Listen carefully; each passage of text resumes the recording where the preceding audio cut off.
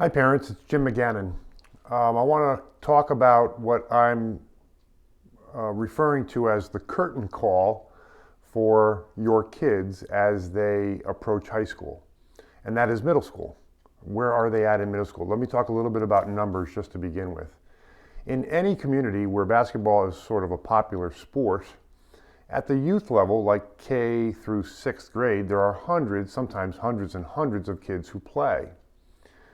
As they then get into middle school, which is seventh grade and eighth grade, those are dwindled down dramatically. There might be two teams, A and B, at many of these schools.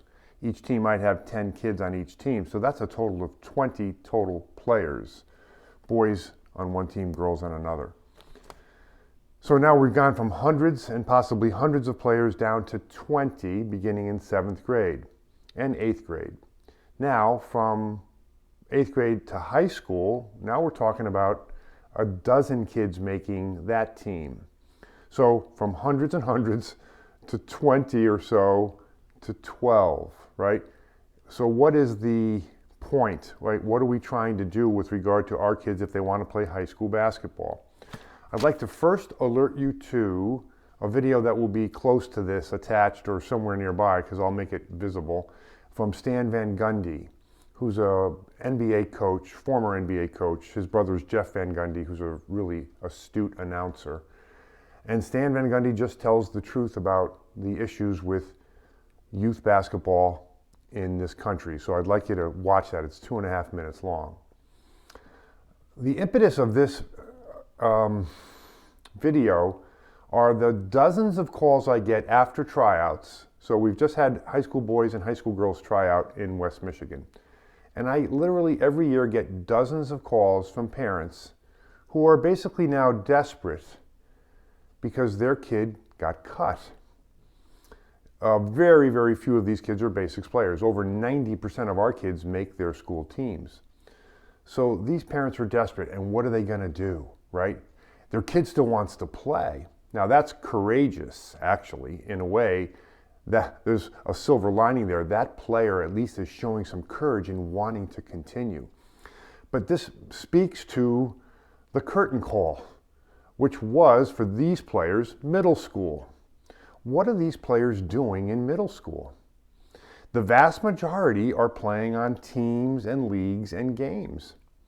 And quickly on that score, these facilities that exist all over the place here in Michigan, West Michigan, all over the place, they have every right to be running their business. It's a business, and they're good at it, and they're established.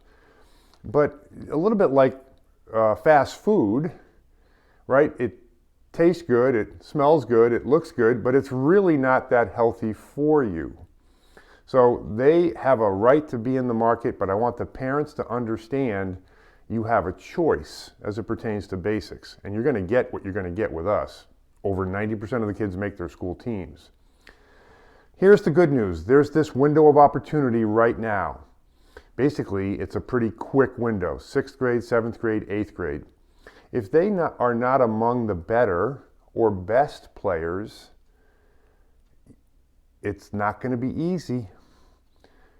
And they have to commit to doing the work and get the reps. We talk about it all the time. Repetition, repetition, repetition, repetition. We're building these competitive habits. Repetitions do not occur in games.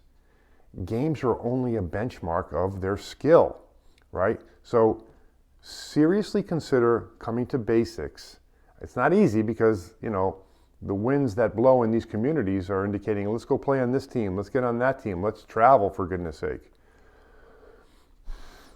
A phrase that I use all the time is playing basketball and winning in basketball are on different planets. They're not even related. Everybody plays, but only a fraction of the kids win. Well, why is that? Well, it's their skill, it's their condition, and it's their mental toughness, how they think. So you're not going to be getting outcomes with basics other than the 95% likelihood that your kid will make their high school team. That's the only outcome that we're quite interested in. We don't care about the wins, the games, the leagues, the tournaments, the uniforms, the referees. All that stuff is dismissed. So this window of opportunity exists now in middle school. And these kids who come after they get cut, I love these kids. I love these kids. They're showing courage. They're behind the 8 ball. I mean, we're not miracle workers. We can help these kids, and a lot of these kids who have been cut come to basics and they make their school teams, but very few of them become any kind of impact player because they're just way behind in terms of the skill. Now, for the parents, please understand, these are the tryout dates, and you should be aware of this. Middle school boys are going to be late October.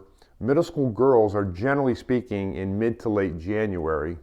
High school boys and high school girls try out in November. So just remember, those are like big X dates on your calendar, and you should ramp up to those dates with skill, condition, and mental strength.